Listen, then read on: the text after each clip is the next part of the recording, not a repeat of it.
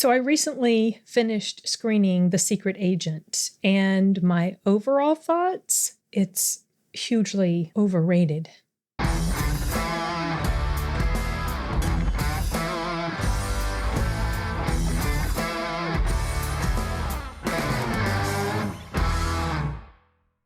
I know this movie is getting high praise from my fellow film critics, and it's probably going to pursue award stuff, probably will win some awards. I saw it. It's okay. I'm not super wowed by it. And I felt that there was a bit wrong with some of the narrative structure. And at 2 hours and 40 minutes, it's quite long, you guys. Let me just tell you a little bit about the story first. The director also wrote it, and it takes place in Brazil, 1977. And it follows this character. I have already forgotten his name. Wow. Marcelo is his alias, but he goes by another name, Alfredo maybe, or Armando, or whatever. The main character is played by Wagner Moura, who I mostly know him as the voice of the wolf in the second Puss in Boots movie. I think it was the second one. Maybe it was the third one. Whatever. The most recent Puss in Boots movie. He was the voice of Lobo, and he was a standout in there. I really liked his performance, but I know he's played in things like Narcos, which I've never seen. Anyway, he's a Brazilian actor. He's quite good. He did good in here. I don't really have any complaints about his acting, but I did not feel overly wowed by his performance. He was just okay. I think he did a good job, but it certainly was not a performance that blew me away. That's a phrase I use often. When something really impacts me, I will let you know. If it doesn't, I also let you know. If it's okay, I tell you that too. And that was the case of this movie. He plays someone who is kind of on the run because a hit has been put out on him. He had a falling out with this guy that took over this company that he was working for. So it was kind of like a corporate sort of falling out thing that happened. And the guy that he butted heads with had put out a hit on him. So he is trying to find a way to get himself and his son safely out of the country. Now, you get a little bit of backstory as far as what happened to his wife. They give you just enough to fill in the blanks, but without explicitly holding your hand and letting you know this is what happened. You just figure it out. You have very brief moments of nightmare sequences, dreams, stuff like that. And so you figure out, okay, this is what happened. And the story basically revolves around him in this little city that he's gone to. I don't even remember the name of the city, but you see sort of, in some ways it feels a little slice of lifey. He has joined up with these other people who are under persecution and are trying to find a way to get out and better their situation. And so they each have their different stories for why they have ended up in that situation that they did. But along the way, he meets some characters like a corrupt police chief and his like lieutenants or henchmen or whatever. And he also meets a German immigrant, a Jewish German immigrant who is living there. That character was actually played by Udo Kier. It was his last performance. Now, I really like Udo, but I don't understand what the point of his role in here was, except to just have his name attached. He was in one scene with a speaking part, and in the other scene, you just see him in the distance in the crowd. That's it, pretty much. So it felt to me like his presence was very much wasted in this film. I found no reason for his character to exist. There was a scene that involved him and the police chief, but all this scene did was serve to show you the kind of person that the police chief was. It really wasn't anything that furthered the plot.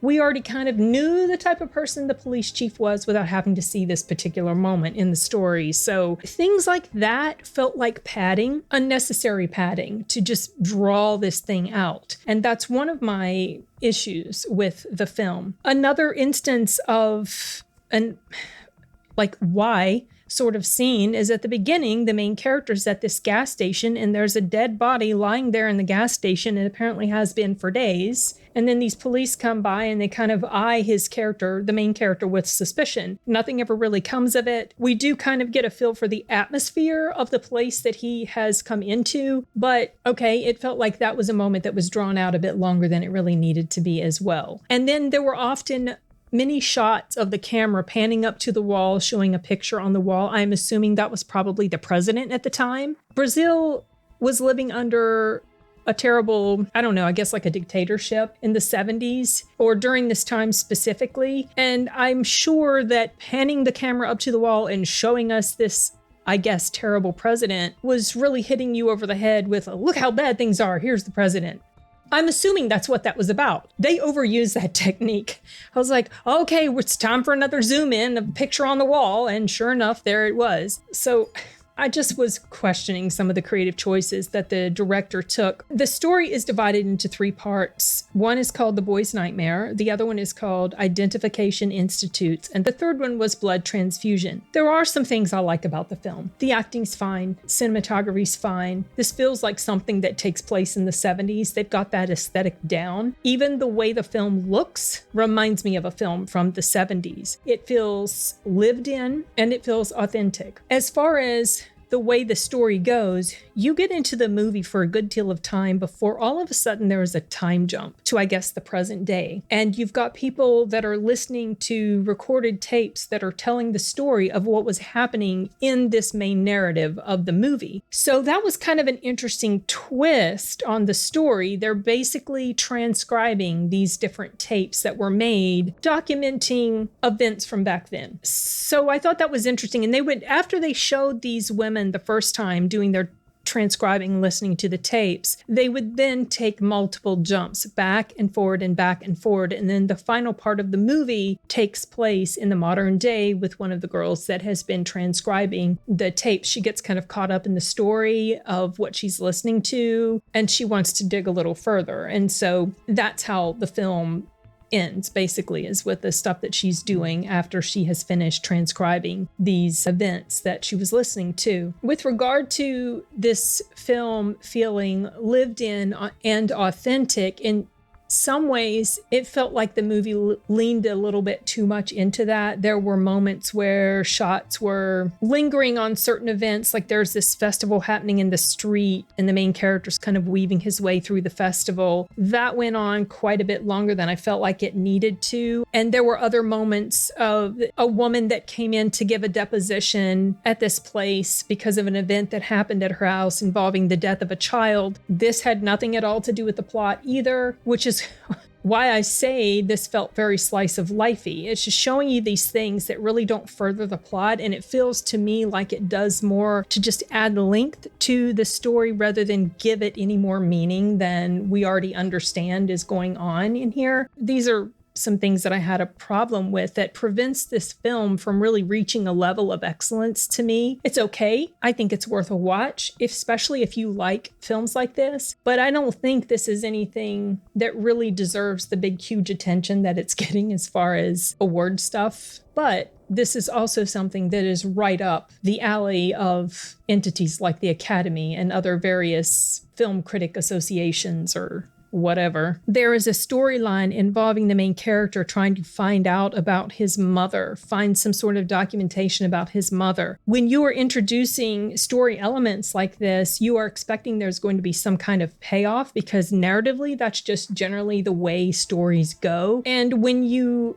get to the end and you're not receiving this payoff that you've kind of been promised, that feels quite frustrating. Reminded me quite a bit of how I felt at the end of House of Dynamite. You have this expectation, you have this promise of an event, you have spoken of something, you have shown something. In the end, there's really no resolution to this thing that you have been talking about the whole movie. And that's what was going on in here, especially with the story of the main character trying to find out about his mother. There are other threads in this film that feel very nonsensical to me. There's a subplot involving a leg that is found in the belly of a shark, and it becomes like kind of a main focus of the story, especially with regard to public perception of it and how this story grows into something so huge and crazy, and newspaper articles are being written about it. And at one point, the leg supposedly comes to life and attacks people in the park. And it's just like, what the hell is the point of this? I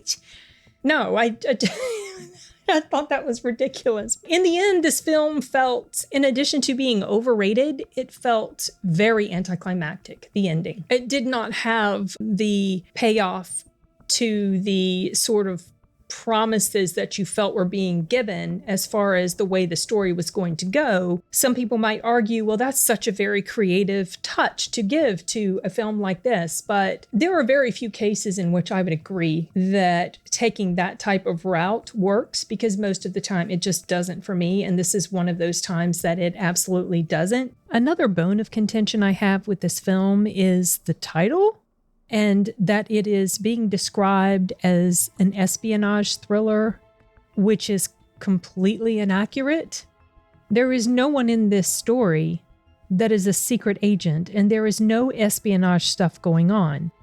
So that honestly feels like a little bit of a bait and switch thing with the way this film is titled and the way it is described, which is probably part of the reason that I felt a bit annoyed by the time it was done. I kept waiting for this secret agent reveal or whatever espionage stuff was really supposed to be happening, and there was none.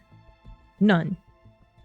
So that might be something to know about before you watch it, in case you're watching it because of those things. Which for me, that was part of the reason why I was interested to check it out. Okay, back to the video. I do not outright hate this movie, and it will not come anywhere near being one of the worst of the year that I've seen, but it's certainly going to hold a pretty firm spot on my most overrated films of the year. Not that I've even made a list about stuff like that, but in my mind, I've got a list. This is on the list. I don't really feel negatively enough about it to try to dissuade you from checking it out because, like I've already said, I do think it's probably worth the view if you like these sorts of character dramas that deal very heavily in political corruption that's going on in the day and sort of slice of lifey moments of people living in this area that just feels very grimy and downtrodden in a lot of ways. So if that's something that is up your alley, I think this will scratch that itch quite nicely for you. But if you are hoping for a more traditional sort of narrative storytelling and a sense of fulfillment at the end, that it's a story that's been done right and has been done well and is solid, then you might walk away from it with a bit of disappointment like I did. So those are my thoughts for now on The Secret Agent. I'm not sure what its availability is at the moment. If it has been in limited release, maybe. I don't even know if it's on streaming yet, but it should be soon. And I'm sure you'll be hearing about it when it comes to award stuff and foreign language awards consideration and things like that. But for now, that's all I have to say. So time to wrap this one up. Bye.